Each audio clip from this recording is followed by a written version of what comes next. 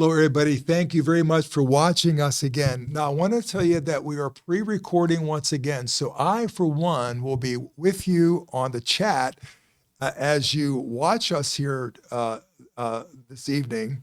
And I want to mention also that we need prayers for Marty. He's not doing well. He's in the hospital right now, actually.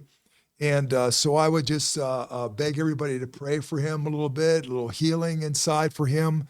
He could really use it right now.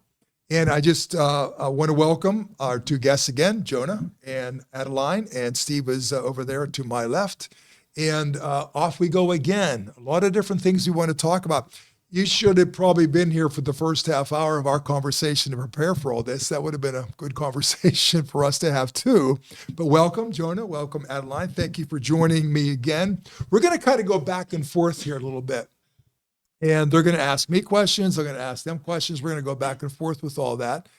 And let me begin with a prayer, and then we'll go from there. In the name of the Father, the Son, and the Holy Spirit, amen. Heavenly Father, bless us. This is a search for the truth. All of us are searching for the truth.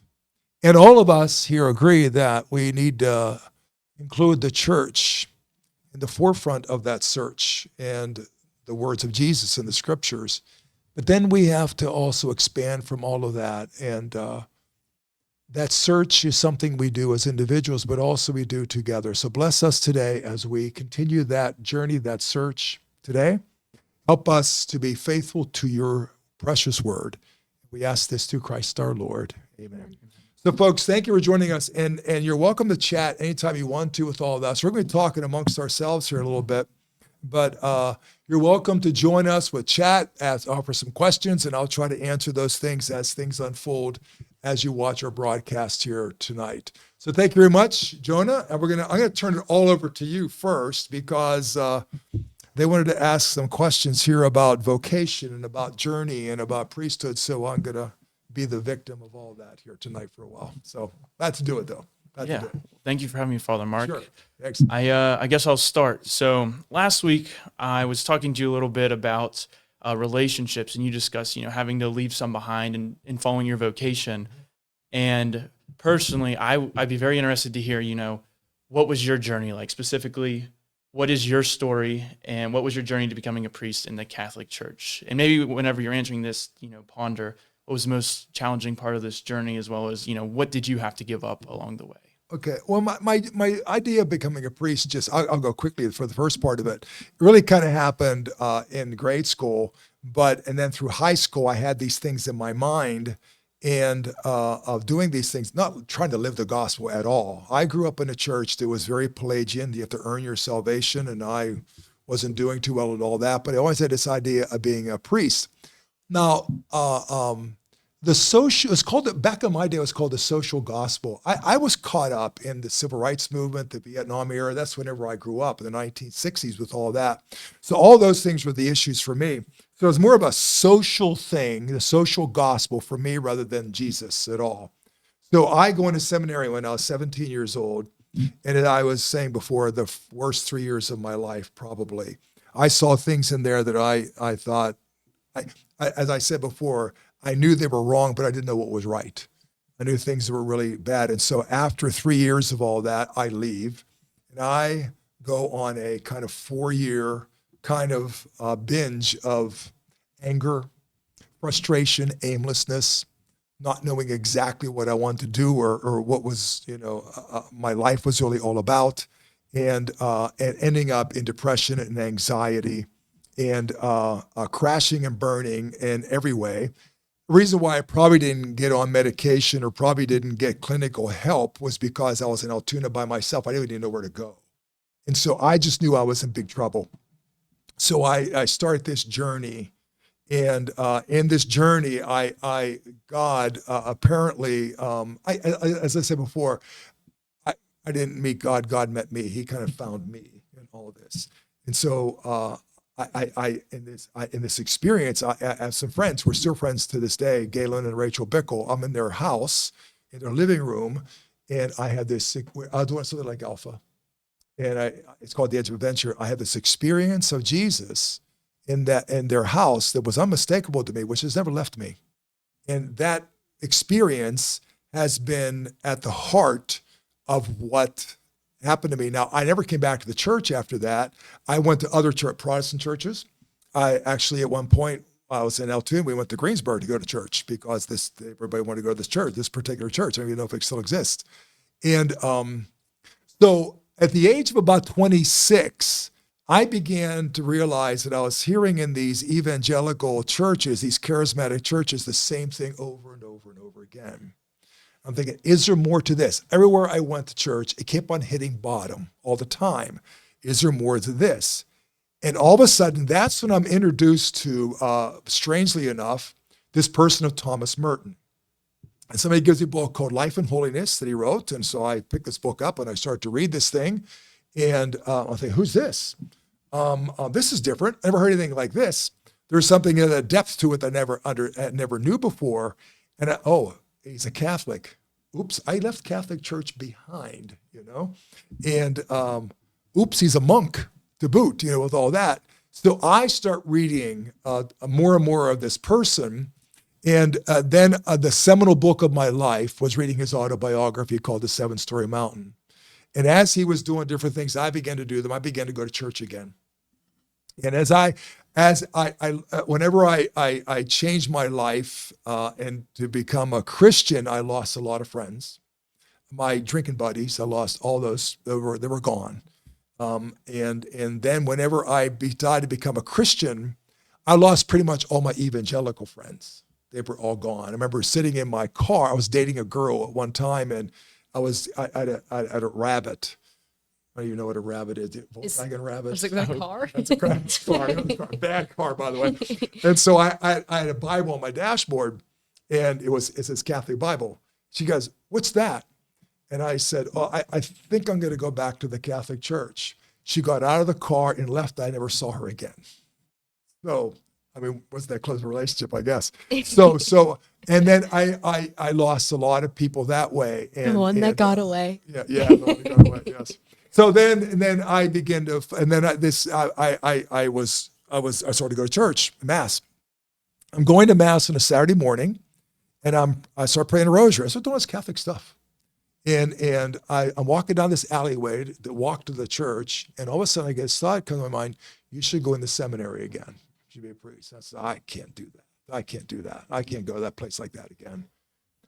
And I write to my aunt, who was a nun, who was my grandmother's sister. And so I thought she, I don't know who else to talk to about all this. And she writes me a letter back, which I have, over there someplace. She said, you were always called, now's the time. I just burst into tears. And so I began to pursue that. I ended up at Mount St. Mary's Seminary. By the way, I resigned as a teacher after 6 years. 6 good years of my life. There were 6 years. And I remember resigning from that position thinking like, oh my God. See, back in my day, teachers were a dime a dozen. If you resign, you're not coming back. You're done. And like now, if I resign, I say, oh, I'm sorry. I made a mistake. They would hire me in a minute. But so I left. Everything I had, I fit in my Volkswagen Rabbit car. It was orange, by the way, too. And off I went. I spent the next 4 years of my life there. And I kind of I lived in a hermitage for the first summer. I don't know what I did the other ones, probably in a rectory someplace, which I couldn't stand, by the way. And I got ordained in 1984, and here I am. That's my short version of that story. So, Yeah, I'd be curious about the relationships you had to leave behind. sure. Because I've had experiences already where I've kind of had to cut people off, maybe not intentionally, but by changing my own actions. And so I was just curious how you went about that and how it felt. If you've had regrets in maybe not trying to bring them along with you in your faith, or if They weren't interested. Okay. I didn't leave them behind. They pretty much left me. Okay. A lot of them left me behind. The most important person left behind is a woman that I was engaged to be married to, who I have great regard for and love her very, very much. And I did then. And she was my best friend at the whole time. But that was a tragedy, that she kind of got involved with me with all that. And actually, I went to a counselor with her one time. She was trying to make sense of it all. And that didn't go so well either, by the way. But a lot of them left me behind. I just didn't get in contact anymore. Yeah. I just didn't go in those places. I didn't go in the circles anymore where they were. Hmm. And that's kind of what happened with all that. And I got caught up in teaching a lot, different things to get involved in, a lot of different stuff. I did have a few close friends that stuck by me through all that, but it was kind of both and. Now the whole marriage thing, I kind of left that. That was a heartbreaker. Yeah. That was hard. Now, how did you discern like who to leave behind? Like I know you said you changed your actions. You changed yours as well, but was there like, I know, because to me that's difficult because I have friends, that because I've changed what I do, I don't really see them anymore, so I don't really interact with them, and they don't really reach out to me. I don't really reach out to them. Is Pretty much that the way wrong? That's the same. Well, if it's kind of, I don't think it's wrong. No, I would not say it's wrong. It's just sort of the way think. Now, God oftentimes will change your friendships as you do all that. That'll kind of happen.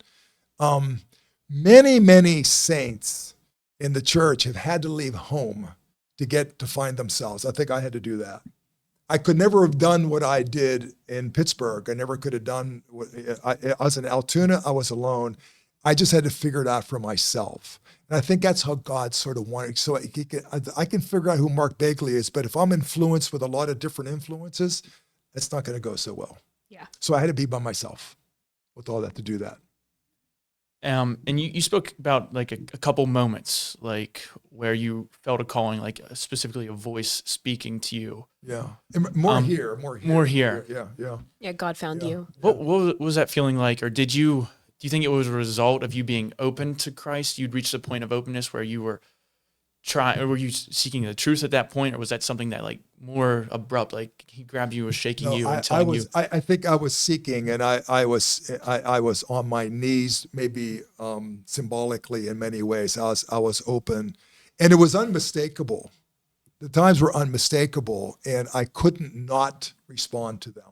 Yeah. I Do you kinda want to had talk to. about the experience in the living room at your friend's house? Well, that's what it was sort of like. Now they were just sitting there, and they're doing this. It's called Edge of Adventure, and I'm sitting on the floor actually, and they were just there's a real small little room. They were just apartments, and I had this experience that Jesus was in front of me, he was behind me, and he was in me, and he was more personal at that moment than anything I've ever experienced in my life.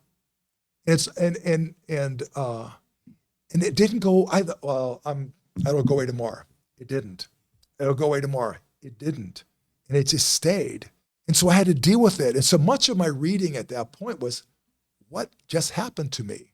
What does that mean? And so I would read to make sense of my own experience. And then I talked to a few people, and they said, okay, they validated my experience, and it just stayed. And I just followed it.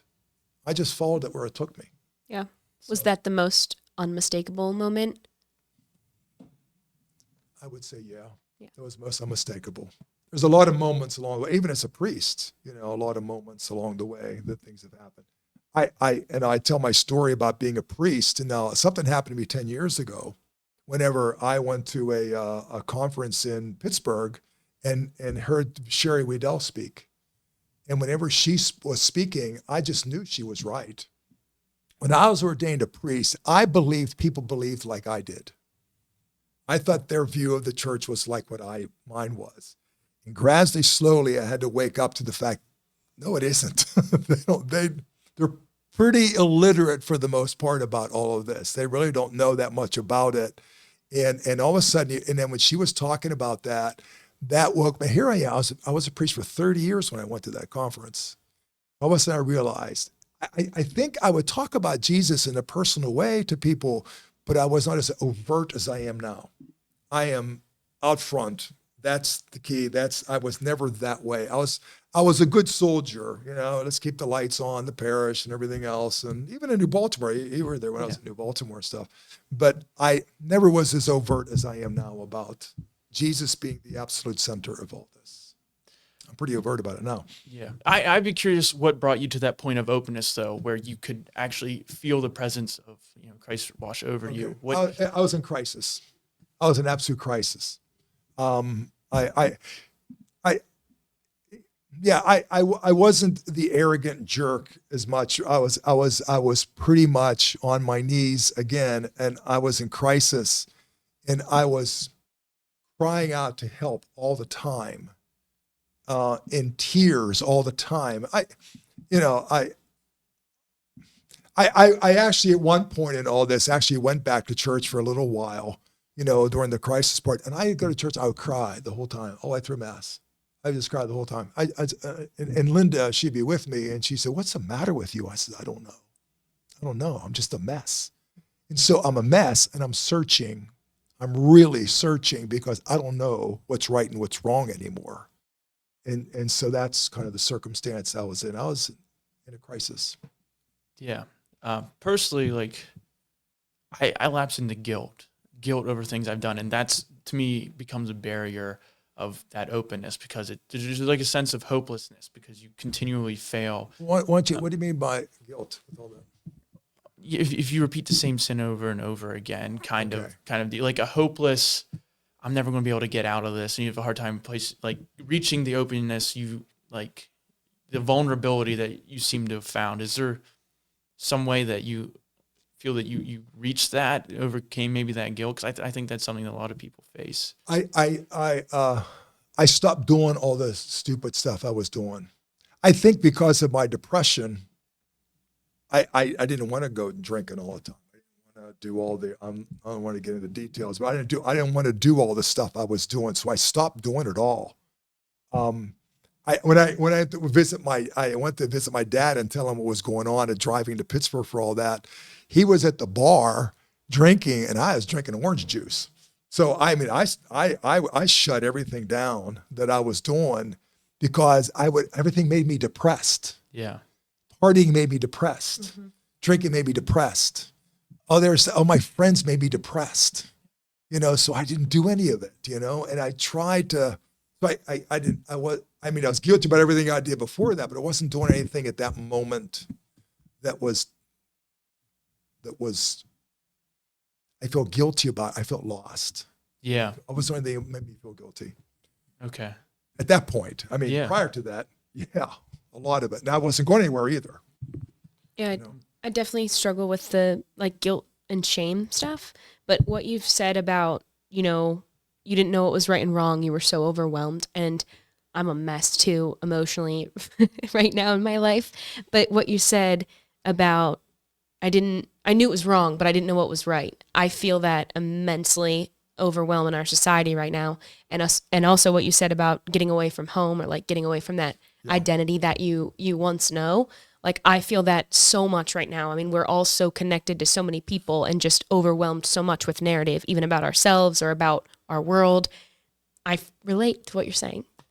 Yeah, and so mine was just a time of just searching, and I started reading a lot, of stuff, just things. I had to make sense of stuff. Yeah.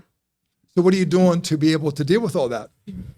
We should ask somebody who went through it and got to the other side. Well, yeah, that'd be my part of the story. I just start searching because I had no other choice in a way because there was no one else around me. Everybody else that was my friends or my family, they were all gone. Yeah. They're all gone. If I'd have told my parents, my family, that I was depressed, they would have said, "Get a girlfriend." They tried to fix me up with different things. Get a girlfriend. Go shopping. I could not tell my family what was going on. They didn't understand it. Yeah. As a matter of fact, they thought it was a little bit. Whenever I start becoming a person of faith, they thought I was a fanatic. And whenever I actually went in the seminary for the second time, the real seminary I said before, and I was going to be ordained a deacon, my brother showed up he says, "You really going to do this? Are you okay? Are you okay? You're really going to do this?" So they thought I was a little bit nuts. Yeah. And I think some of them still think that, Yeah. To answer your question so that I won't evade it and I'll be vulnerable. Oh, good. Don't evade it. Yeah. Yeah. I was trying to, be strong and courageous these days. I do a lot of searching and I do a lot of probably shutting out and I do a lot of shutting out. Like going inward to yourself. I spend a lot of time by myself and shutting other people out. Unfortunately, it doesn't go great. And I do a lot of writing. Are you searching, Jonah? And what are you doing? Yeah. Yeah. I can honestly relate to a lot of what Father Mark said, especially with relationships.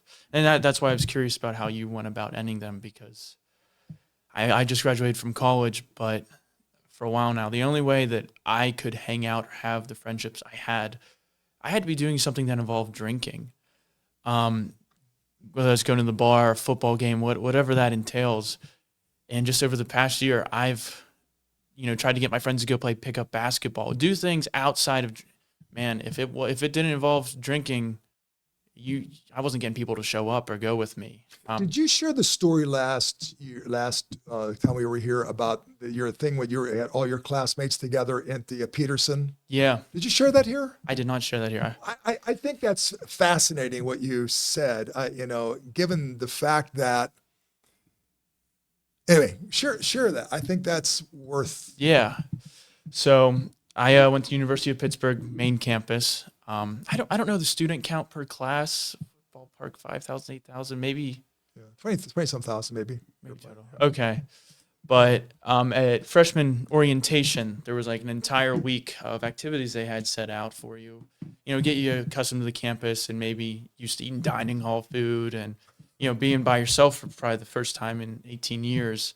But one of them, they had all the students in your class you had to attend up at the Peterson Event Center, which is their big, I'll call it a stadium, but it's enclosed. It's where they play basketball and volleyball and whatnot. And they had to Seats about what, 18,000? Yeah, I'd say about that. So very large.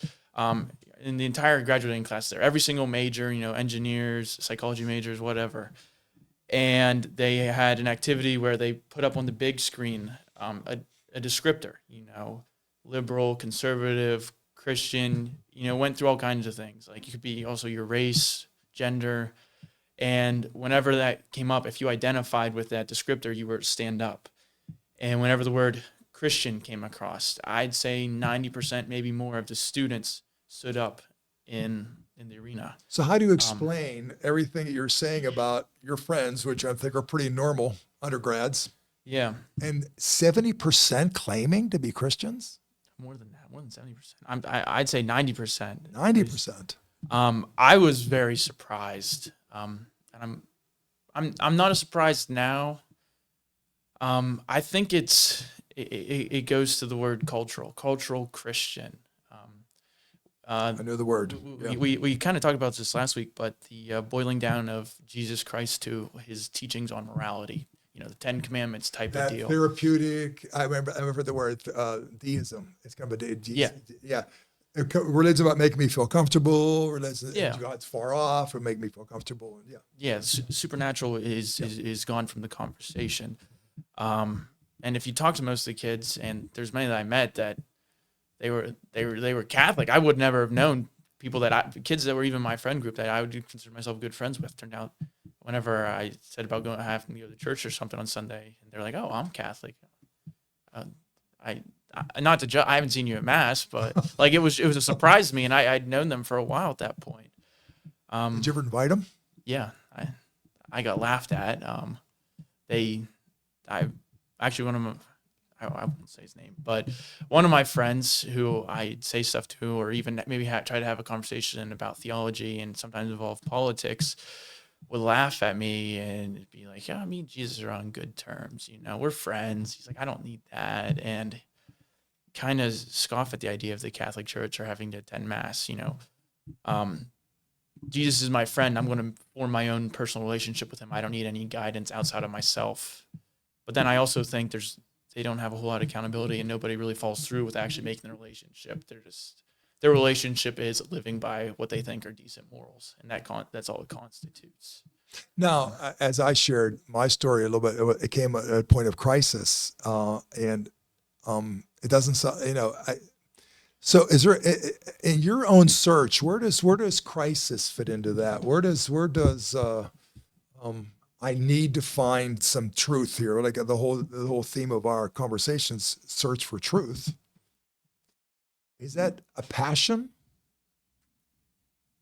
Yeah, I mean, I would almost define myself as in a point of crisis. I mean, I live with get people that were my friends that I really have no relationship with anymore. I don't have a whole lot of friends because I don't participate in those things anymore. Similar to you, and I think it's because I want the truth. I promises of the world, drinking, going out on weekends I've found them to be empty. And I mean, there's also a polarization element too. Whenever I've tried to bring, maybe some of my own truth to my friend group, to people that were Christian, quote unquote, I mean, it's derision at a point.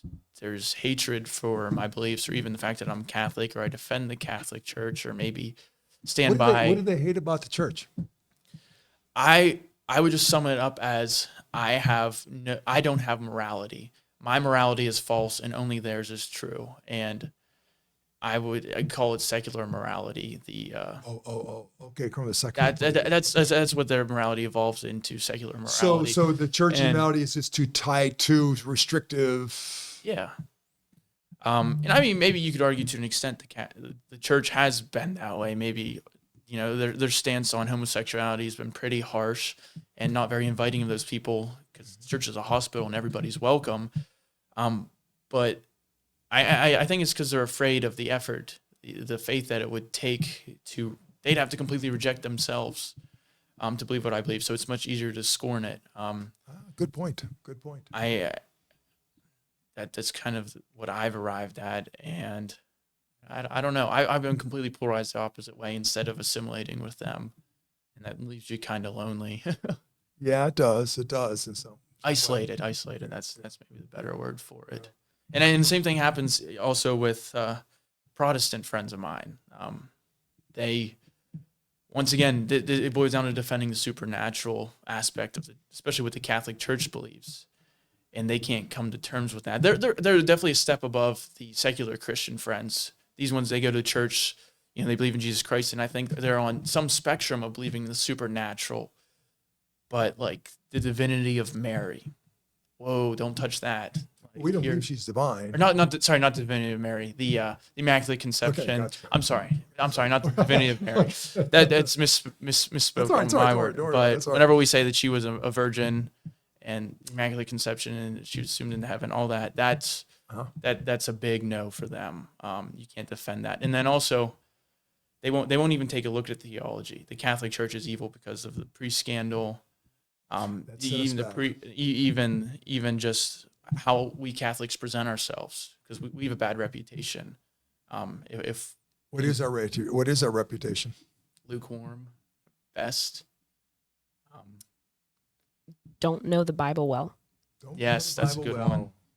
Yep, that's another good one. So yeah. I think we earned that one. We earned the scandal, and we earned that one. Let me ask you, Adeline, just quick.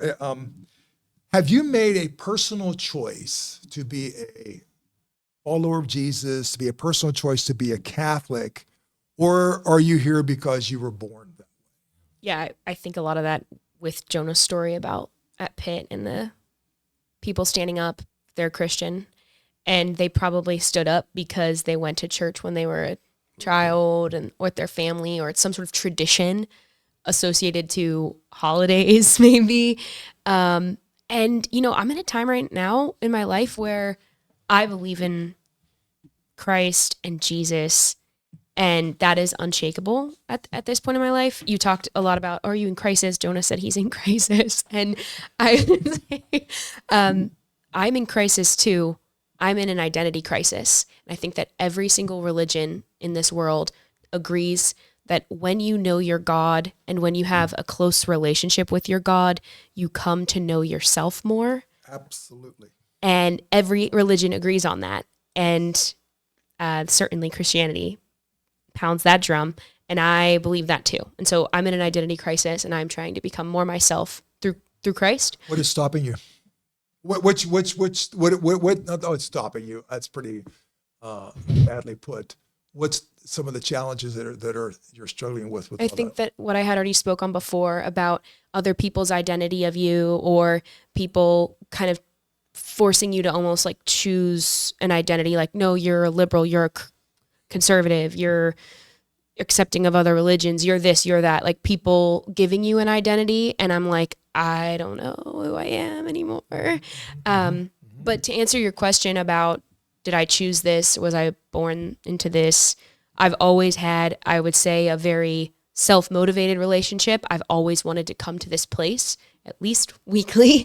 I was always searching for something, and it brought me on my own free will, my own choice to show up here and discover more. Even if my family wasn't coming, I was here.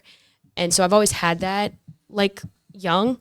But in terms of Catholicism, I would be remiss if I didn't say, I mean, my parents are Catholics. My parents weren't always Catholics. My parents became Catholic, but I don't know if I would have found this faith if I would have been born into something different.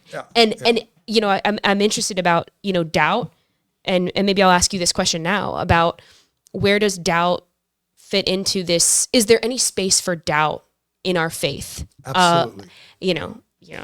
It's like, you know, Merton said it, but I don't think he was the first one to say it. The opposite of faith is certainty. Right. Certainty is not faith. Yeah. Yeah. Now, I mean, mentioned a book to Jonah, that Absence of God. And these are two theologians who live behind the Iron Curtain, you know, and they're talking about doubt and the lack of faith and atheism and the different versions of it. So absolutely, yeah. Belief and unbelief. Yeah. I mean, again, John the Baptist, I love to refer to that, where he asks, are you the Messiah, or is there someone else we should be looking for? You know, and it's just like, even John the Baptist, one of the best followers of Christ, right? I mean, doubted at near the end. But I think that doubt strengthens our faith. When we search more, we become more true instead of, nope, I just was born into this. That's why I believe. That's not true faith. That's not a real relationship with Christ. Right. Now, the whole idea of John the Baptist. Now, a lot of people in that day believed that the Messiah was going to be a political, military type leader. John the Baptist was one of them.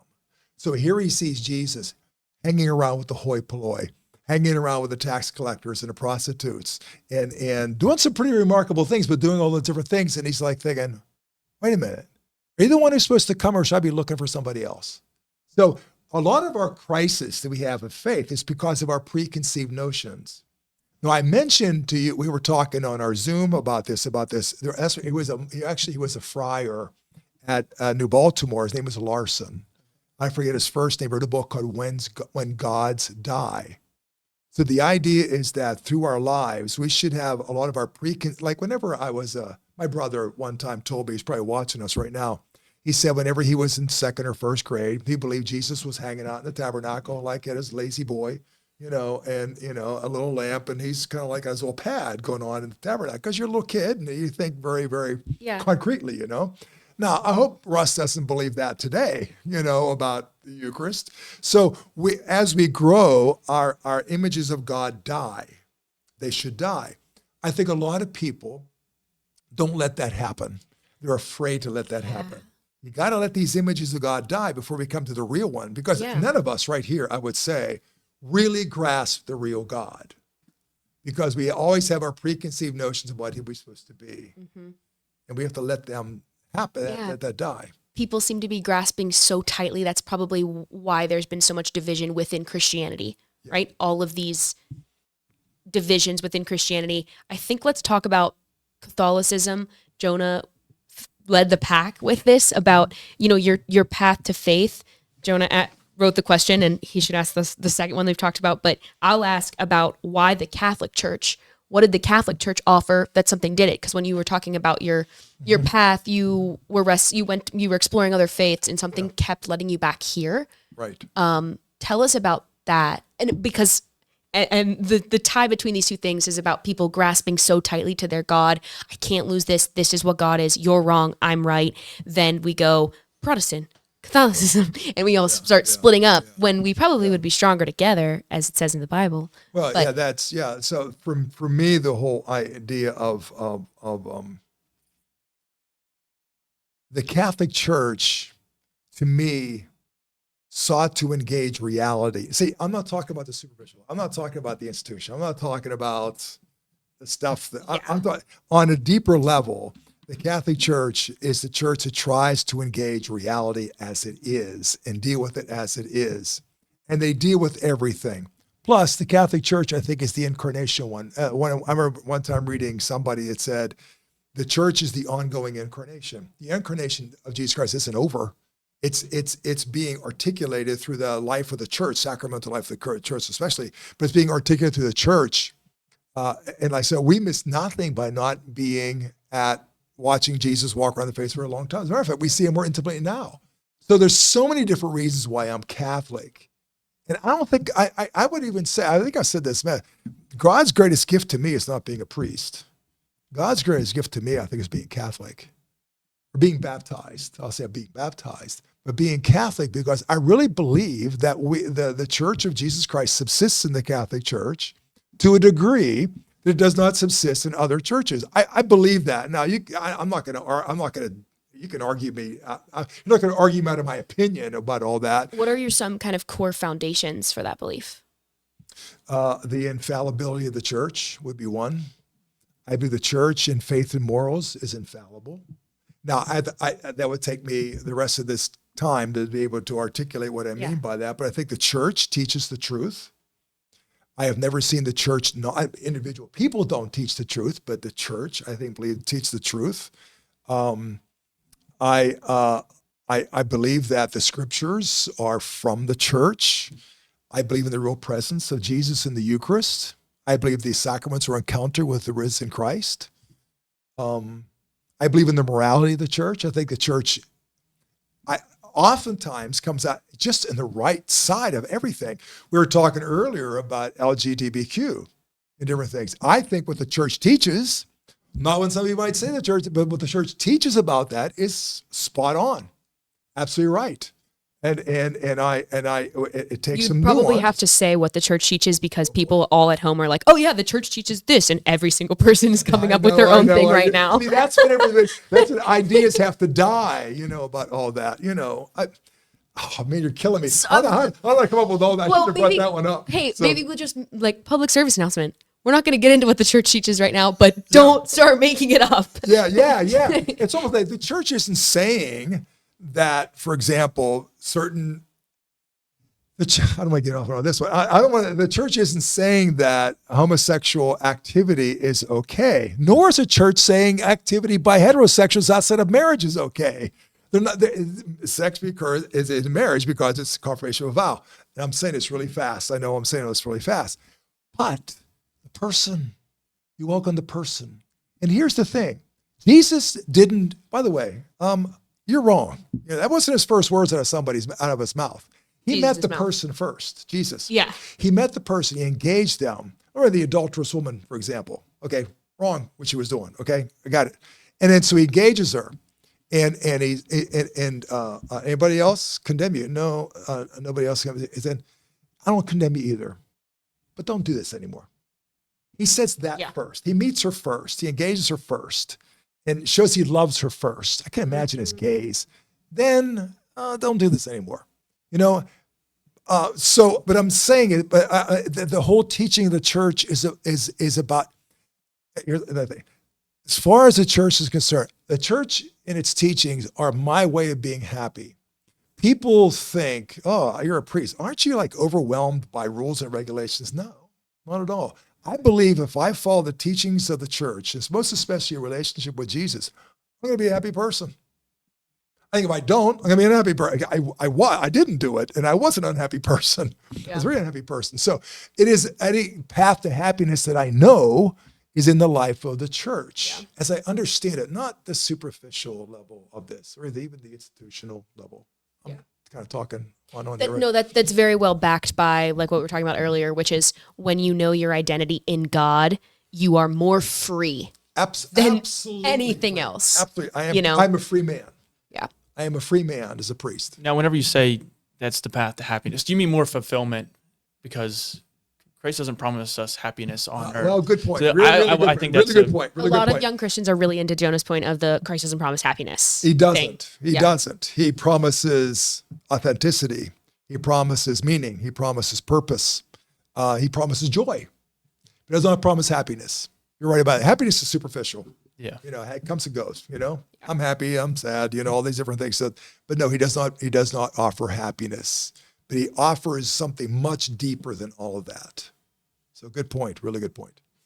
I'm Yeah. gonna chime in with a question on you were just talking about.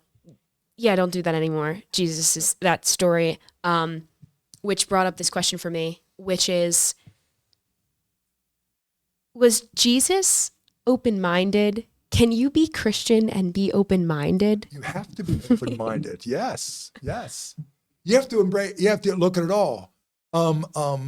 Yeah.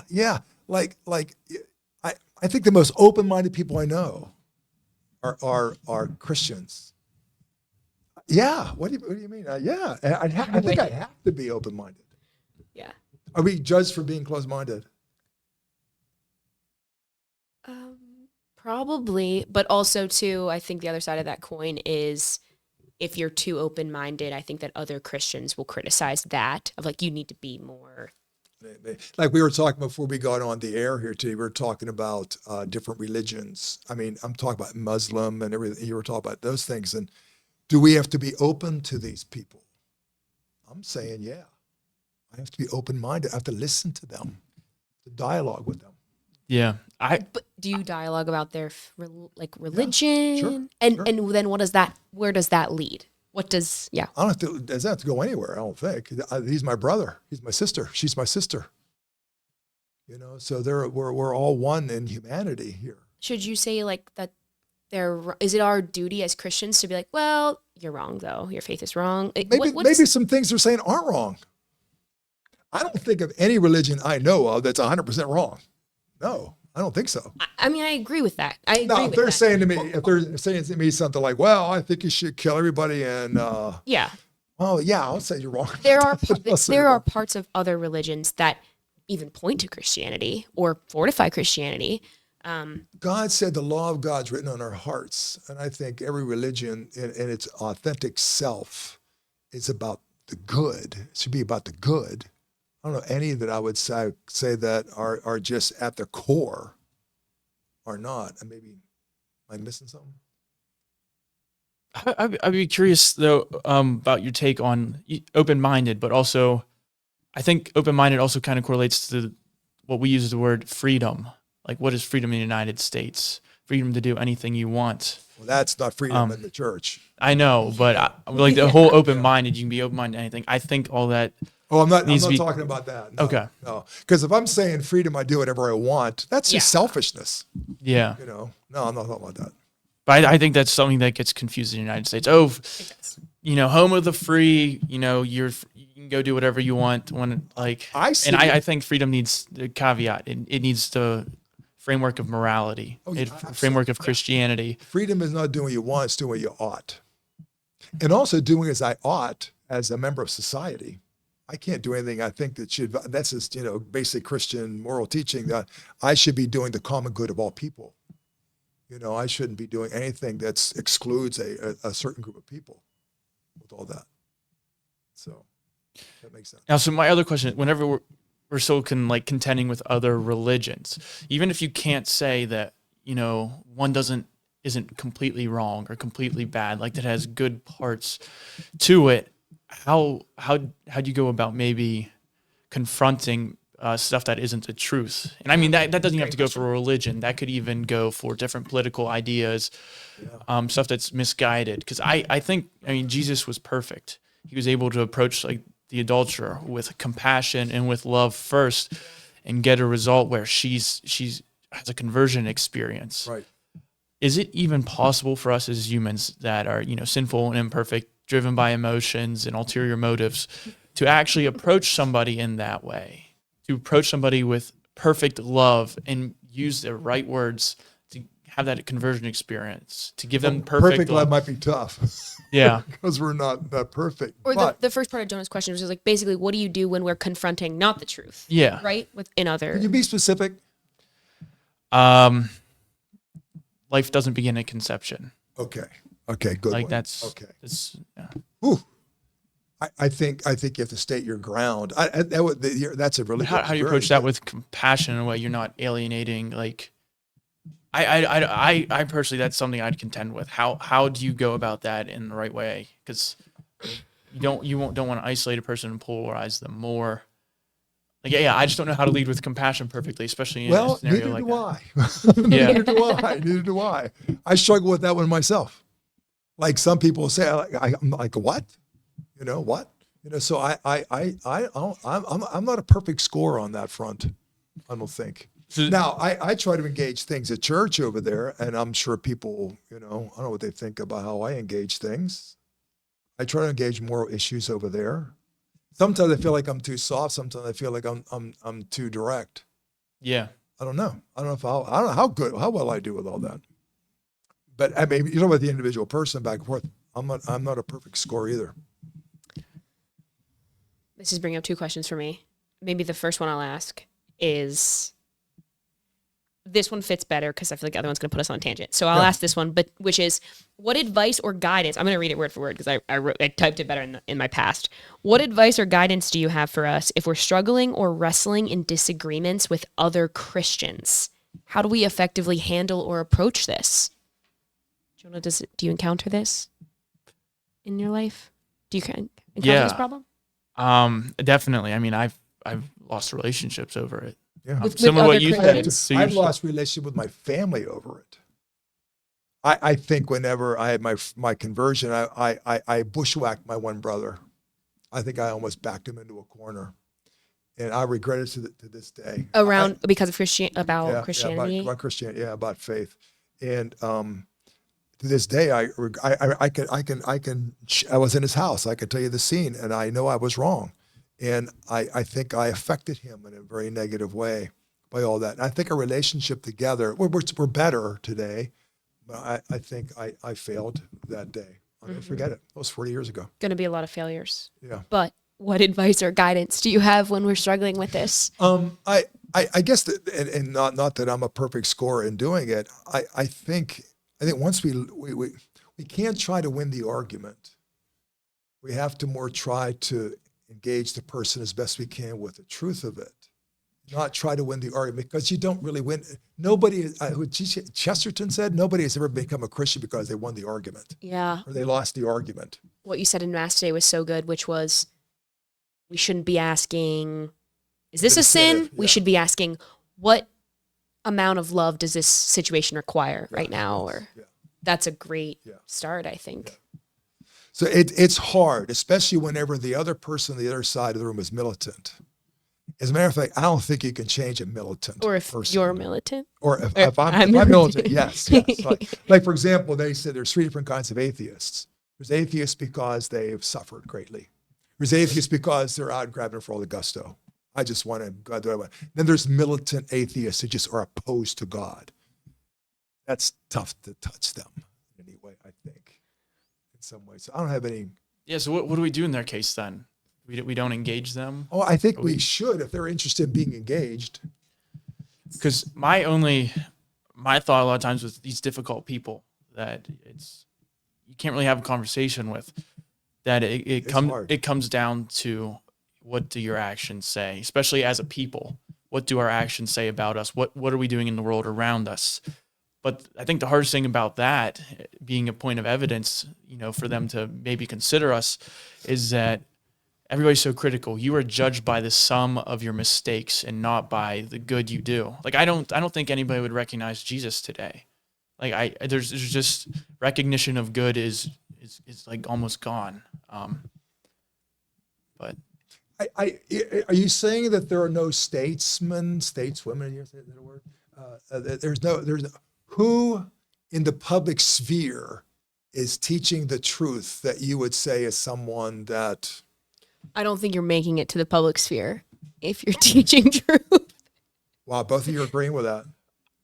Largely, I mean, you can make the. I'm not disagreeing with you. You can maybe.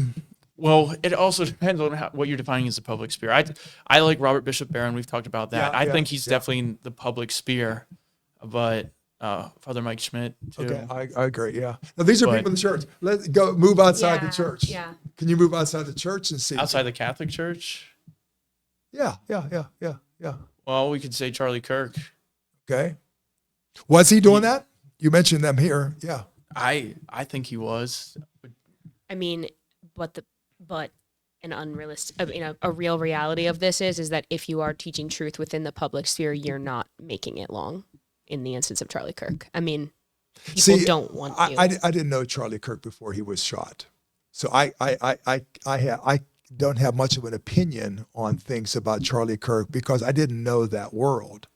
I have a question for both of you in that result, and this might be a very unpopular one, and I just need to ask it because I don't know. Turning Point and everything about it is completely mega. How can someone teach the truth in that environment? I would defend that Charlie Kirk predates what you see Turning Point as currently. Okay. I think. I mean, would he be upset with what he sees right now? I think he would. Granted, I'll preface this with Because you guys are more of an authority than I am. I wasn't the biggest fan of him at times. I'll say that. And he did have, I think he did bring politics into things maybe too much, but I definitely think he would condemn what current Turning Point has turned into. 100%. Okay. Yeah, I think it's difficult. You said about having an opinion. I think it's very, very difficult to have an opinion on things, or we probably maybe even shouldn't have an opinion on things when it's like, it is so polarized. It is so like, I know that Charlie Kirk was definitely taken out of context sometimes. I do know that to be true. Or while he was living, you mean? Yes, definitely while he was living. I think that his words were extrapolated, mostly, I mean, even after his death too, but it's really hard to have an opinion because I'm like, I don't know. I'm seeing little clips, sound bites. You were pretty involved with him. I mean, you're pretty involved before, you know. I just did research into him because of the reaction I saw on campus among college students at his death. Like I said, I wasn't the biggest fan of him. I thought he was maybe too polarizing in that he could be rude to people that came up to speak to him. And so I looked into him, and I mean, you see 10-minute or 10-second clips of somebody, and you hear some words, and it's like, man, that sounds terrible. Yeah, the other, depending on who gave you the clip. Yeah, and I mean, a lot of my past friends celebrated his death, like genuinely celebrated, like they thought it was hilarious. What? Like he got what was coming to him. I would say that I would say that Jonah's thing about he became interested in it per the reaction of his death. Like his death ripped apart relationships within our community. I mean, every community. His death did that. It ripped into me too. And I have to ask a real question. We have time for time. I have about 8 minutes left. Okay, let me know what's going on because I thought I don't know where we're at with all that talk. But anyway, I hate to stop you guys. I want to go back to the whole thing now. Sorry, I have to ask a dumb question, but ripped apart. See, I got ripped apart whenever he died. You got ripped apart? Yeah, because by a I had people come after me and said, "Why aren't you mentioning him? Why aren't you mentioning that?" I didn't know that much about who he was. And it's like, what do you do? What do you say? I mean, you don't know. You didn't meet the person, but this is another example. I think that Charlie Kirk is another great example of he is a product of our society. You do not make it to the spotlight. You don't make it to the public sphere unless you are boisterous, unless you are the edges of maybe extreme. I think that Charlie Kirk was extreme sometimes. But I think it's hard to be even keeled. I think that some of his reactions you're saying about him being rude and stuff, I think that it was just looked good TV almost. I'm sorry to say that. I think it was good how much TV. of the young adult movement in the Catholic Church, or the young adult movement back in the church, is because of Charlie Kirk? I'd say that he had a significant influence on it. I mean, I wouldn't know the numbers. I don't know if there's specific. Has it sustained itself? I think because of what Turning Point's been doing recently, there's been, because this is what I wrote you, and I sent you a paper that I wrote, kind of discussing him because I thought it was understated the importance he had, and so I'll speak to that. I think that because we've talked here about maybe some of the persecution you feel if you're trying to live the truth, be a Christian, be a Catholic in today's modern age, especially on college campuses that are very liberal. Which is pretty much most, I guess. Yeah. Charlie Kirk was there. He was openly discussing and combating ideals. And I mean, I could say, it's an umbrella term, but I could agree most part a lot of the basic truths he stood for. And he was unapologetically Christian. Now, he's human. So like we said, I think it's impossible to lead with the perfect compassion that Christ did. But I think he did a very good job of that from a human perspective, especially with the topics that he was going over. And even though I wasn't the biggest fan of him, I think his death symbolized an attack on me would, like if I was as vocal in the public forum as him, I would receive the same vitriol. My friends would turn on me and think if I died that it'd be a great thing to happen. And so I think he was he represented a lot of Christians, and he took a lot of flack for them. And then his death was then emblematic of the persecution that would be faced by public opinion, that they want to kill us almost in a sense. And I think if anything, that's polarized kids. I don't think they remain with Turning Point USA. I don't think they turn to that as a big influence anymore. Like you said, it's MAGA. I think it's become misguided. But I think people have actually become more polarized because of his death. That's why I was wondering, more we become more divided as a. I'd say it shifted people that followed Charlie Kirk further right, farther right, much further right than they were. Yeah. It also, I think they would have. You Okay, might have that considered makes a sense. moderate before, whenever in public they'd be considered right wing. Now I think they truly are right wing. People are really going to the right, young Christians because of that. yeah, or That was just, immediate just like you. I response. mean, there are people that didn't know Charlie Kirk, and then it's like, okay, hey, this situation happened. What's your opinion on it? Right? Yeah, that's what happened to this me. This is a problem that happens in society. It's like, this thing just happened. Now I need all of your beliefs on every single thing Charlie Kirk has ever said. What do you think about him being killed publicly? What do you think about this? What do you think? And it's just like so much. Yeah. It's so much. He was imperfect, but he was a Christian, a staunch Christian, and I think that's what he's He persecuted. really was then, you think? Yes, you I think mean, that he people- proclaimed that he was obviously okay. he wasn't perfect, I'm but okay with that. Yeah, I'm okay. Now the people around him, I think sometimes I'm scratching my head. yeah, So I think it turns into too, when you build a massive institution, which I would say that Turning Point USA is now an institution, right? You now invite corruption in. Yeah. I'm not saying, I don't know, but I think that yeah. I'm speaking solely for Charlie Kirk, not Okay, I think there's a difference between the two at this point Yes. with all that too. I'd like to hear what everybody else thinks about all those things. oh, you're asking for trouble. Yeah.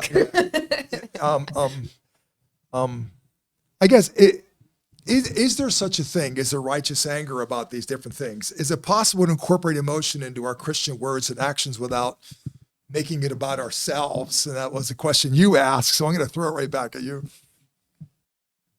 not 100% of the time. It's strive for perfection. It's unfortunately that's kind of a perspective I take on my approach that I'll never be perfect. Do you think But it Jesus doesn't- cares that we're perfect? No, I He don't loves us think he does unconditionally. either. I think he wants us to be honest and authentic. I think that's the biggest thing he wants us to be. And even in the midst of your doubts and your unbelief, is there anything in the Catholic Church right now that you guys would say, I don't believe this? Morally or doctrinally?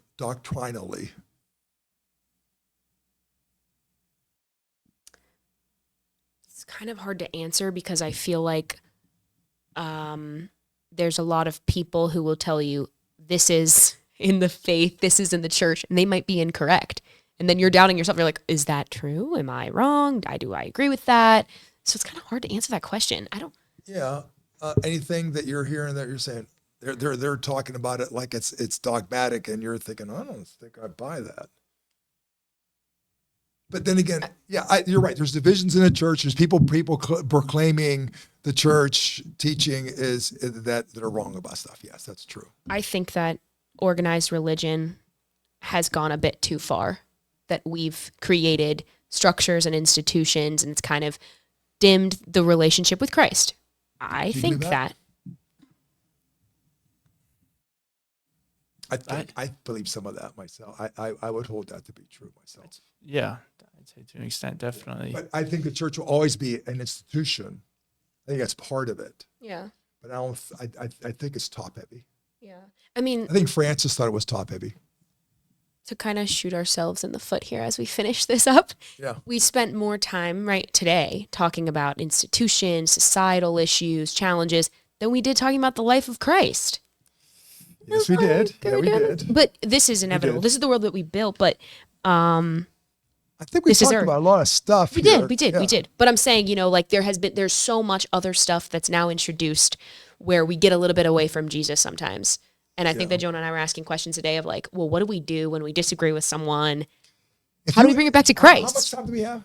We've hit an hour. Okay, But all right. we could go a little bit longer if you want. I just said one quote. If you had the church of your dreams, what would it look like? In like 25 words or less. Let's Yeah. go ahead and do it that way. A church of your dreams. What would you see the church as?